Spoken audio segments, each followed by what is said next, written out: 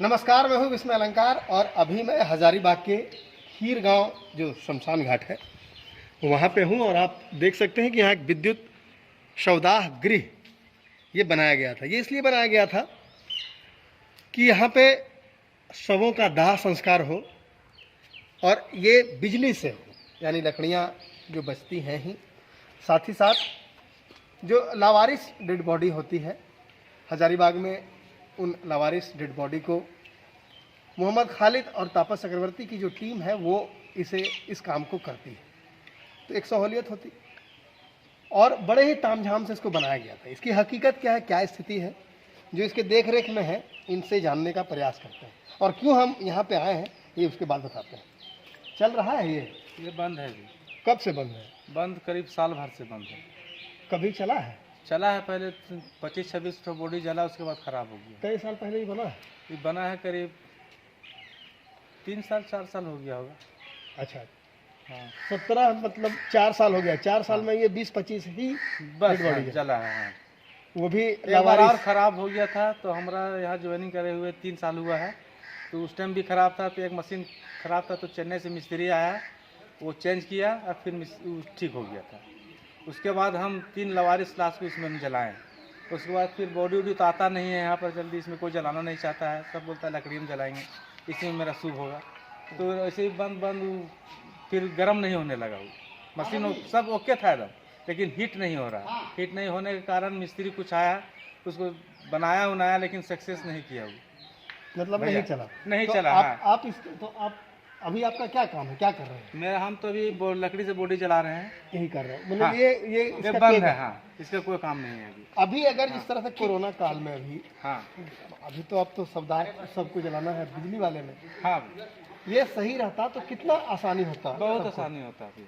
हाँ, हम लोग को भी आसानी होता है, बॉडी जलाने में भी आसान होता है। यहाँ पर कोरोना वाला अभी देखिए यहाँ खराब है, तो कोना नदी में बना हुआ है नया जलाने वाला 100 ग्रह वाला, तो वहीं पर अभी सब जल रहा है कोरोना का बॉडी। देखिए, कोरोना पर तैयारी कैसी होनी चाहिए और कैसे लोग पहले से ही तैयार होते हैं, हजारीबाग में क्या हकीकत है, इसका ये जीता जागता नमूना है।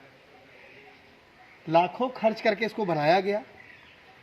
1 साल पहले कोशिश हुई कि इसको चलाया जाए, क्योंकि अगर कोरोना के शव आते हैं तो कैसे उन्हें उनका दाह संस्कार हो, लेकिन उसके बाद भी ये नहीं चल पाया, यानी ये सफ़ेद हाथी बनकर रह गया।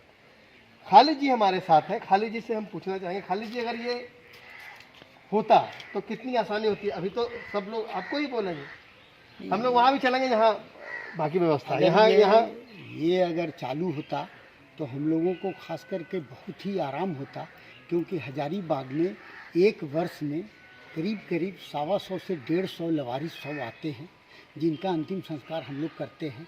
क्योंकि लकड़ी का भी यहाँ पर घोर अभाव है।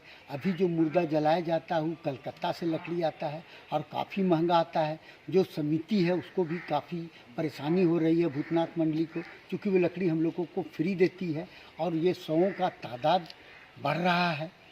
लेकिन जब से ये विद्युत शवदाह गिरह बना है, तब से हम लोगों ने प्रशासन से ये कहा था कि इसके संचालन के लिए कमेटी बनाई जाए। हम लोग निःशुल्क और निस्वार्थ भाव से सेवा देंगे, हम लोगों को इसमें इन्वॉल्व किया जाए।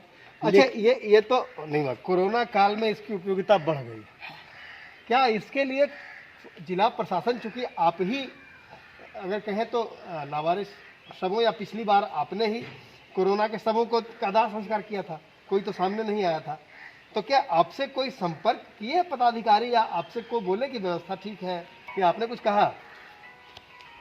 हमने कोरोना का जो विकराल रूप देखने के बाद 7 तारीख को हमने उपायुक्त हजारीबाग, अनुमंडल पदाधिकारी हजारीबाग और सुप्रिंटेंडेंट सदर अस्पताल को एक पत्र के माध्यम से ये सूचित किया था कि कोरोना जो महामारी है, अगर उसमें 100 की किसी की मृत्यु हो जाती तो अंतिम संस्कार में बहुत सारी चीज़ की खामियां हैं। जैसे सदर अस्पताल में जो 100 को रखने के लिए जो हमारा सौदा है, मोरचूरी है, वो ख़राब है, वो नहीं हो रहा है। और कम से कम हमको रखेंगे तो 100 खराब नहीं होगा।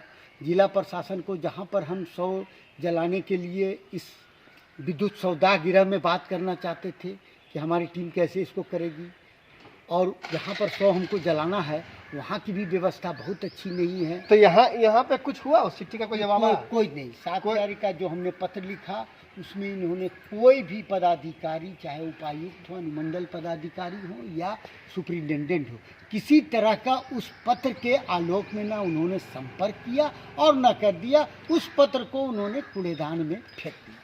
तो ये स्थिति है कि पदाधिकारियों को एक गैर प्रशासनिक अधिकारी जो स्वतः खुद से करता है, जो समाज सेवा के लिए काम करता है और लगातार कर रहा है। आप तो आए हैं आज, कल चले जाएंगे, लेकिन ये व्यक्ति पिछले 14, 15, 20 साल से ये काम कर रहा है। उसने अगर आपको कुछ लिख कर दिया है तो एक संज्ञान तो होना चाहिए कम से कम, क्योंकि ये आप पर ही आएगा।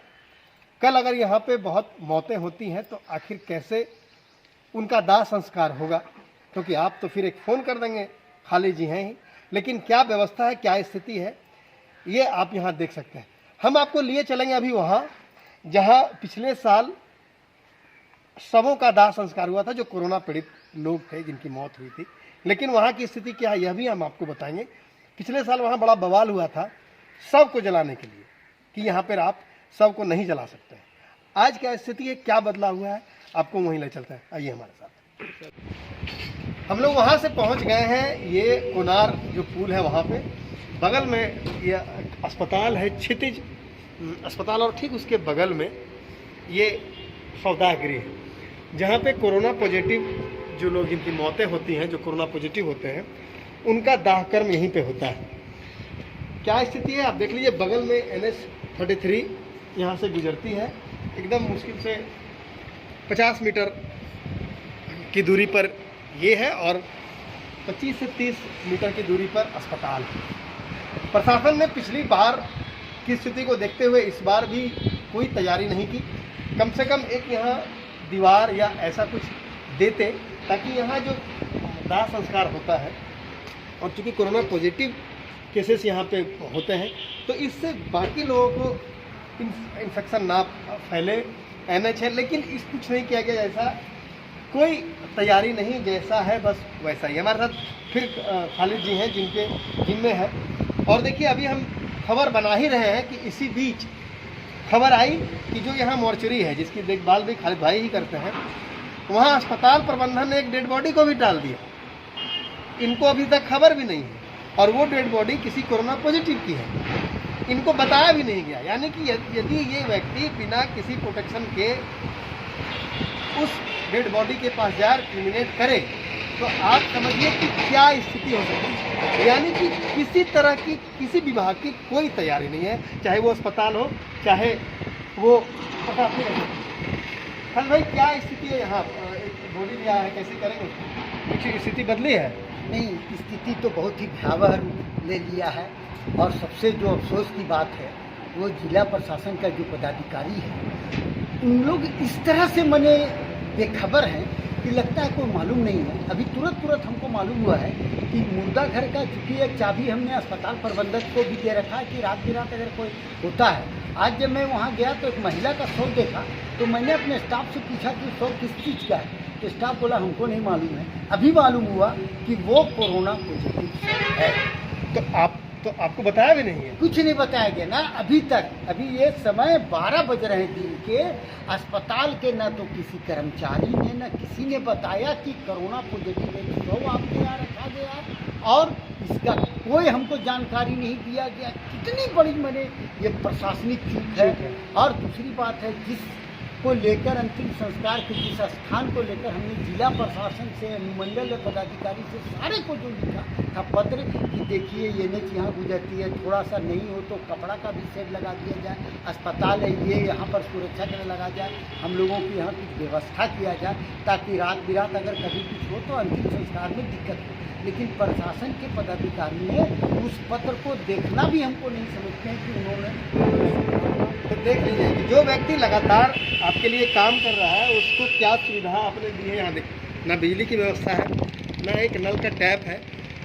हाथ जो हमेशा हाथ धोइए जो बात कही जाती है, इनके पास वह भी व्यवस्था नहीं है कि लाश को जलाने के बाद ये अपने हाथों को धो सके या यहीं पे नहा कर स्नान करके वापस जा सकें। तो इतनी भी व्यवस्था, इतनी भी चीज़ें जिला प्रशासन से नहीं हुई है। सब कुछ भगवान भरोसे है। यदि आप कोरोना से जिंदा बच गए तो ठीक है, और अगर मर गए तो यही व्यवस्था है। इसमें अलंकार लगातार न्यूज अपडेट के लिए आप हमारे चैनल को सब्सक्राइब करें। आप हमें फेसबुक और इंस्टाग्राम पर भी फॉलो कर सकते हैं। बने रहे लगातार .in के साथ।